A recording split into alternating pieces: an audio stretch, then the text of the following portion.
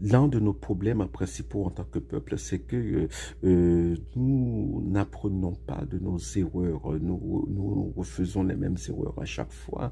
On parle de beaucoup d'élections présidentielles en ce moment et en matière d'élections présidentielles, eh bien, nous n'avons pas été brillants hein, parce que au 21e siècle, on a refait les mêmes erreurs, encore pire.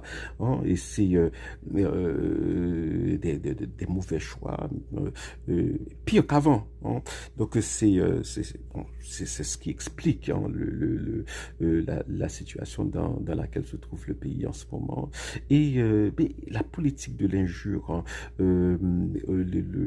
on continue de plus belle avec cette approche de la politique qui n'a pas marché. Hein. Bon exemple, voilà clair, Kinskov, hein, je me rappelle en janvier-février, hein, lors des attaques de Kinskov, hein, il y avait voilà, des lettres truffées d'injures et d'invectives qui circulaient sur les réseaux sociaux. Hein, mais quel effet ont eu ces lettres?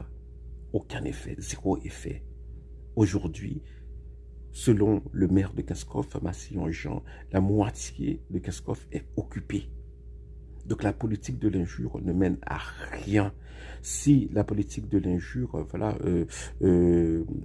avait de la force, pouvait faire changer, faire bouger les choses, eh bien, nous serions loin aujourd'hui. La politique de l'injure, le seul effet qu'elle a, eh bien, c'est l'effet négatif de salir notre âme. On en ressort sali, voilà. Et lorsqu'un étranger regarde, voilà, bon, si un étranger regarde les soi-disant journalistes haïtiens sur les réseaux sociaux qui parlent, et ben, il va dire, mais c'est quoi ce truc? C'est, voilà, bon. Et il nous faut commencer à développer ce qu'on appelle l'amitié civique. Cela veut dire qu'on peut condamner, mais sans employer voilà, des invectives. Hein. Et quel exemple pour la jeunesse. Hein. Voilà, bon, il faut y penser. Hein.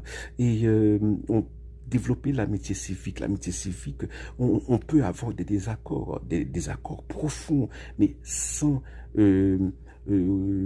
ressentir le besoin eh bien d'invectiver voilà, bon, le concurrent, d'invectiver ceux qui ne sont pas d'accord avec nous.